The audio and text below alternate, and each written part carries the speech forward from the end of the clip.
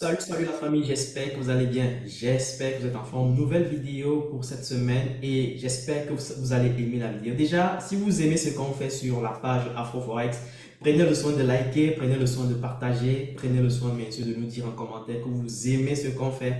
Vous nous dites ça massivement, vous envoyez plein de cœurs, vous tapotez massivement, vous partagez surtout massivement pour pouvoir permettre au grand nombre de personnes qui s'y intéressent, qui s'intéressent véritablement au trading, à pouvoir bien sûr acquérir la connaissance que nous partageons ici. Je dis simplement que le trading n'est pas d'avoir une stratégie. Non, ça ne suffit pas. Le plus important en trading, en tout cas, le plus important que tu dois développer en trading, c'est d'abord aussi avoir la connaissance générale du domaine. Tu ne peux pas dire que tu es trader et tu te concentres juste à chercher une stratégie qui va devenir et pour te rendre millionnaire. Ça ne marche pas. Tu dois comprendre l'écosystème. C'est tout un écosystème. C'est un peu comme quand tu veux, par exemple, développer une expertise dans un domaine. Certes, l'expertise va dépendre du nombre d'années d'expérience que tu vas avoir dans le domaine, mais aussi de l'ensemble des connaissances que tu vas devoir acquérir et ton esprit d'ouverture à pouvoir apprendre de nouvelles choses. C'est ça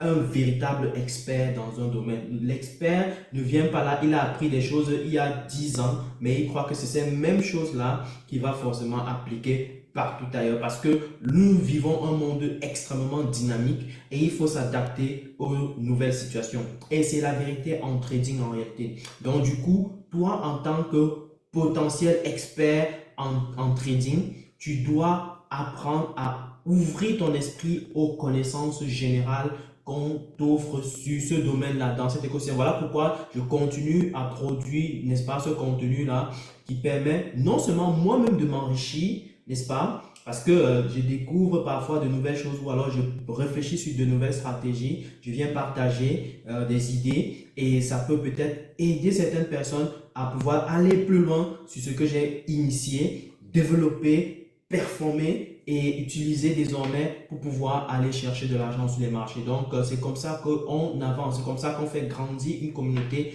en termes de connaissances. Donc, voilà pour le compte de cette vidéo. On va parler, n'est-ce pas, de trois choses que tu dois absolument savoir. Je dis bien ultimement savoir avant de pouvoir commencer à trader le gold. Je dis bien trois choses extrêmement importantes que tu dois maîtriser à la lettre avant de t'hasarder à trader le gold. Vous connaissez ce que c'est que le gold, c'est tout simplement l'or, n'est-ce pas? Et quand on parle d'or, il y a beaucoup de paramètres qui interviennent parfois et qui font bouger ce marché. Et donc, du coup, nous, en tant qu'experts traders, on doit bien sûr maîtriser le contexte, on doit bien sûr maîtriser quels sont les enjeux et comment est-ce que nous, on doit se comporter de manière optimale afin de maximiser nos profits. Donc, du coup, je vais partager ici mon écran et on va analyser ensemble. La première des choses déjà que tu dois savoir, c'est que le gold est est en réalité mesuré par le dollar américain. Le gold sur le marché, n'est-ce pas, international, est mesuré en dollars américains. Vous savez, le dollar américain est tout simplement la monnaie la plus utilisée dans le monde entier en termes de volume. Donc, du coup, c'est l'une des monnaies qui va influencer massivement le gold parce que les échanges, les transactions sont effectuées en dollars américains. C'est-à-dire, si j'ai de l'or aujourd'hui, je veux vendre sur le marché international, c'est avec des dollars américains que je vais pouvoir, enfin, je vais vouloir, d'habitude, on va me donner des dollars américains. Ce n'est pas autre chose, ok? Donc, en général, c'est cela qui va se passer. Bien entendu, dans d'autres pays, on peut bien sûr jouer sur certaines monnaies locales, mais en réalité, si on est déjà à l'échelle internationale, ça se joue à l'échelle du dollar américain. Ce qui veut dire que tu dois déjà, si tu veux maîtriser le gold, tu dois maîtriser en réalité comment fonctionne l'économie américaine. Quels sont les différents comportements qu'on observe dans l'économie américaine? Et ça va t'aider à pouvoir bien sûr maîtriser comment le gold fonctionne. Et là, du coup, je vais partager mon écran et on va essayer d'analyser ça ensemble. Donc, du coup, je reviens sur mon écran et on regarde ça ensemble. Donc là, par exemple, sur mon écran, on a en fait le gold contre le dollar américain. Donc ici, j'ai ajouté le gold et le dollar américain. Je vais mettre tout ça en ligne pour que ce soit beaucoup plus perceptible.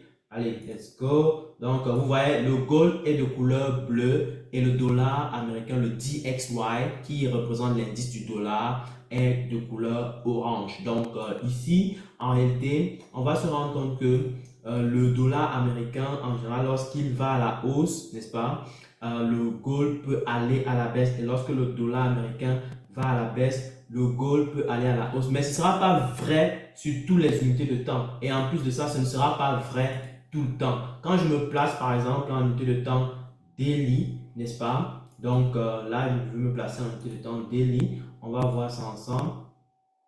On essaie de charger. Hop là, j'espère que ça va prendre. Ok, bon là, ça m'a ramené sur le bit ici. Donc je vais d'abord changer ça pour qu'on le fasse ensemble, n'est-ce pas? Donc je remets mon setup pour qu'on analyse ensemble. Alright. Donc là, j'ai le gold. Ok. Donc là, j'ai le gold et le dollar. Donc en réalité, on va très souvent dire que le dollar, lorsque le dollar va, il y a beaucoup de personnes qui ont ces appréhensions-là, qui disent que lorsque le dollar va à la hausse, le gold va à la baisse. Et lorsque le dollar va à la baisse, le gold va à la hausse. La réalité des choses est que ça va dépendre. C'est une information qu'il faut toujours nuancer. Beaucoup de personnes vont croire que non, il y a une relation totalement inversée entre le dollar et le gold. Non, ce n'est pas vrai, ce n'est pas toujours vrai. Et ça, vous pouvez le voir lorsqu'on se place en unité de temps daily. Je compare le gold et le dollar. Donc, le gold ici est de couleur bleue, je répète. Et le dollar est de le DXY. L'indice du dollar est... là, c'est plutôt le SPY. Attention, je vais changer ça. Je veux plutôt le DXY. Attention, je vais ajouter plutôt DXY. Je suis un peu d'embrouille. Désolé. On va mettre DXY. Voilà. Donc, voilà. Ça, c'est l'indice du dollar. Donc, l'indice du dollar est en couleur orange et l'indice du gold est en couleur bleue. OK? Donc, on voit bien que si on regarde une comparaison rapide entre le gold et le dollar, il y aura des moments où véritablement la corrélation négative existe, c'est-à-dire lorsque le gold est en train de monter en puissance, là, vous voyez, ici par exemple, lorsque le gold est en train de monter en puissance, le dollar, l'indice dollar est en train de chuter. Donc l'indice dollar peut parfois nous être utile à long terme pour pouvoir avoir un signal, n'est-ce pas, d'achat sur le gold. Donc, si je vois l'indice dollar qui est en train de manifester une pression baissière comme ici, je peux déjà dire, bon, ok, sachant que le gold est en train de manifester une pression haussière, ça se peut, on engage une remontada, n'est-ce pas? Mais et vice versa. Si par exemple l'indice dollar tente d'aller à la hausse, alors et qu'on voit la pression qui commence à être baissière sur le gold, alors on peut tenter une vente sur le gold. Donc ça peut être un signal de vente ou d'achat sur le gold. Ok? Donc, mais comme je l'ai dit, on ne va pas toujours avoir cette relation vérifiée à tout le temps. Quand on commence à aller en unité de temps inférieure, on commence à avoir un peu de difficulté dans la situation. Déjà, quand même, en unité de temps supérieure, tel que daily, on va quand même avoir dans la majorité de temps ce phénomène. Regardez ici, par exemple, pendant que le gold est en train de tenter d'aller à la hausse, est en train de faire pression haussière, le DXY, le dollar américain, est en train de chuter. Et vous voyez, c'est pareil ici. Lorsqu'on engageait exactement la hausse ici, donc le point de départ c'était là, le point de départ pour la baisse pour le dollar est là. Donc vous voyez bien qu'il y a un phénomène de corrélation négative. C'est comme ça qu'on appelle ça, une corrélation négative. Ok?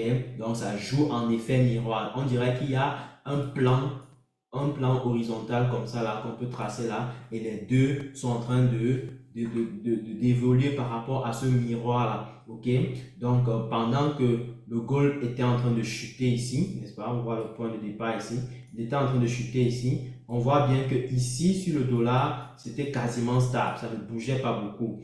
Et justement, vous voyez que ça peut donc parfois être à l'écart de cette appréhension qu'on a sur le gold. Donc voilà pourquoi, malgré le fait qu'on va dire que oui, lorsque lorsque le dollar va à la hausse, le gold va à la baisse et vice versa, cette relation existe mais n'est pas toujours vraie. Voici une autre preuve qui démontre que cette relation-là n'est pas toujours vraie. Nous voyons ici, on a le gold qui a explosé massivement pendant une période donnée, c'était entre février et avril 2024, vous voyez, alors que le dollar lui-même était en train de bousculer pour aller à la hausse, ce qui veut dire que, clairement parlant, on n'avait pas en fait cette corrélation totalement négative qu'on peut espérer du gold, ok?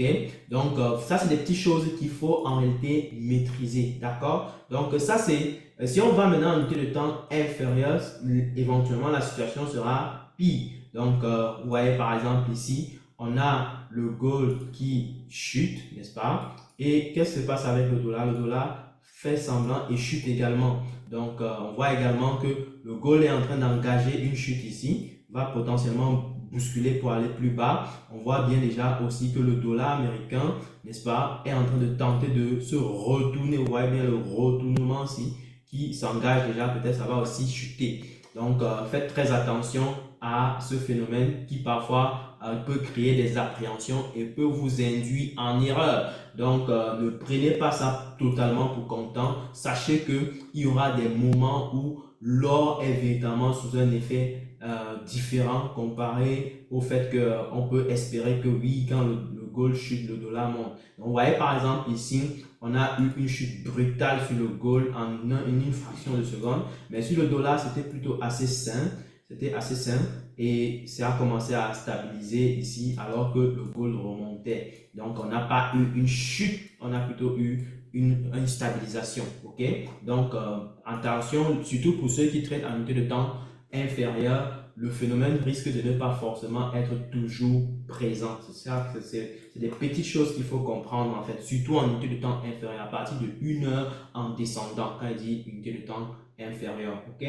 Maintenant, une deuxième chose qu'on doit savoir ici, c'est que le gold va très souvent être en relation inversée avec la courbe de rendement à 10 ans, n'est-ce pas, aux États-Unis. Donc, si on compare en réalité le gold et la courbe de rendement 10 ans des États-Unis, le rendement sur les taux d'obligation, bien sûr, du Trésor, donc, on va bien se rendre compte qu'il y a une relation, la relation négative ou alors l'effet miroir est encore plus important. Donc, je vais comparer ici le gold et, n'est-ce pas, le 10-year bond, le 10-year yield, ok? Donc, c'est comme ça qu'on appelle ça, le 10-year yield, c'est-à-dire la courbe de rendement au taux 10 ans des États-Unis. Donc, si on prend la courbe de rendement au taux 10 ans des États-Unis, on va se rendre compte que lorsqu'on se place en daily, on a un effet miroir qui se produit énormément, n'est-ce pas? Vous voyez, par exemple, que le gold est en train de pousser à la baisse, n'est-ce pas? La courbe de rendement poussait massivement à la hausse. Et lorsqu'on a commencé à changer de tendance avec le gold, on a très vite changé de tendance avec le gold et la courbe de rendement a suivi quelque peu après. Donc, on voit qu'on a un peu continué parce que regarde, la remontée a commencé ici avec le gold alors qu'on était là.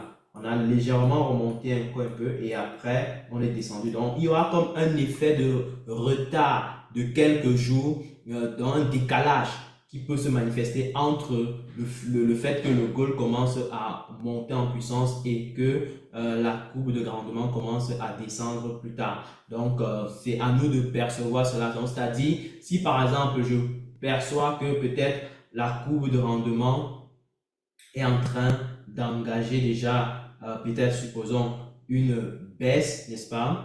On va dire une baisse. Il va falloir faire attention que peut-être le gold a déjà engagé, ok? Le gold a déjà peut-être engagé parce qu'on a comme l'impression que le gold a une sorte d'avance sur la courbe de rendement. Je tiens à préciser que la courbe de rendement peut nous aider également à prédire comment est-ce que l'économie peut se comporter. Si la courbe de rendement 10 ans est haussière, ça voudrait dire que l'économie pourrait se comporter de manière prospère, c'est-à-dire on peut espérer qu'il y ait beaucoup plus d'optimisme dans l'économie américaine. Par contre, si on commence à chuter, alors on peut espérer, n'est-ce pas, que on peut espérer que on peut espérer que l'économie soit pessimiste si jamais la courbe de rendement commence à chuter. Et c'est comme ça que le gold peut plutôt aller à l'effet inverse. Donc ça, c'est plutôt assez intéressant. Ne confondez pas donc d'aller utiliser le dollar. Je pense, au lieu d'utiliser le dollar, qui peut être juste plutôt en complétude de notre analyse, il faut de préférence utiliser la courbe de rendement 10 ans pour pouvoir avoir cet effet inverse qui se produit régulièrement entre le gold, n'est-ce pas, et l'effet de l'économie. Donc, parce que s'il y a un effet économique néfaste aux États-Unis, les gens vont commencer à acheter le gold massivement. Donc, c'est comme ça que les gens perçoivent les choses. Regardez par exemple ici, lorsqu'on démarre la hausse avec la courbe de rendement, le gold commence à descendre. Et quand on commence à changer, à avoir des intentions de changement de tendance, le gold également change rapidement. Donc, mais le gold va avoir parfois une petite avance, un petit décalage, n'est-ce pas, sur le phénomène. Ici, le phénomène n'a pas été vérifié, comme on peut le voir. Donc, les deux vont dans le même sens. C'est plutôt peu prédictible en ce moment-là. Donc ici, il faut faire plutôt très attention, sinon on peut se faire avoir. Bien entendu, il faut garder en tête que les marchés sont comme ça. Tout ne sera pas toujours parfait. Et c'est ça qui est la réalité du marché. Tu dois maintenant être capable de mettre en place un système de gestion de risque en béton armé dans de telles situations pour pouvoir sauver ton capital. C'est ça qui est le plus important. Ici, par exemple, on voit que lorsqu'on a la chute, on a également la chute. Donc, ce qui fait que ce n'est pas aussi vérifié depuis un moment. Donc, il faut quand même toujours faire très attention à ce genre de situation. Si on va en unité de temps, 1 heure par exemple, on va se rendre compte que l'effet est un peu plus récurrent. Regardez comment ça crée un effet miroir. C'est hallucinant, ok? C'est hallucinant. Donc, du coup, on voit par exemple que lorsque la courbe de rendement commence à chuter, donc pour nous, on peut avoir un signal en regardant juste le croisement là. C'est-à-dire quand on voit le croisement entre le gold ou alors quand on voit déjà que le gold est en train de tourner, n'est-ce pas, à la baisse et la courbe de rendement tourner à la hausse, on peut estimer que bon, ok, si on prend par exemple le trade sur le gold ici, n'est-ce pas, si on prend le trade sur le gold ici à la baisse, on descend, on peut espérer sortir lorsque les deux se coïncident ici. Parce qu'en réalité, on n'est pas sûr que les choses vont encore aller dans le même sens. Donc, on se méfie et on sort. That's it. OK? Donc, ce sera ce qu'on appelle une co-intégration. D'accord? Une co-intégration. Donc, ils reviennent un peu comme dans leur zone d'équilibre long terme. OK?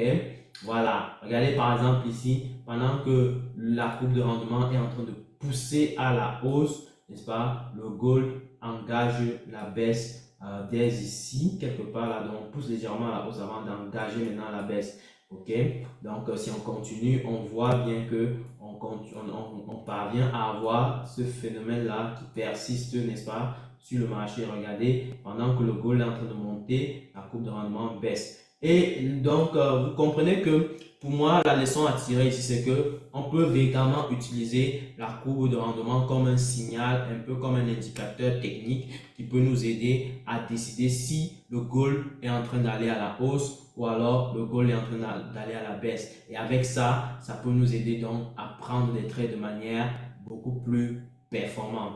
Maintenant, le troisième élément que je voudrais que vous compreniez ici, c'est que en général, les gens ont des appréhensions de l'existence d'une relation entre le gold et le marché des actions, le marché des indices. Donc moi, je dis toujours, faites attention, cette relation est moins évidente que ce qu'on le pense. Donc, je dis bien, la relation entre le gold et les indices est moins évidente que ce qu'on peut penser. Là, j'ai pris un exemple pour vous, à l'occurrence, concernant le gold et le S&P 500. Le S&P 500 représente les 500 plus grandes capitalisations boursières cotées, n'est-ce pas, du côté des États-Unis. Regardez par exemple ici.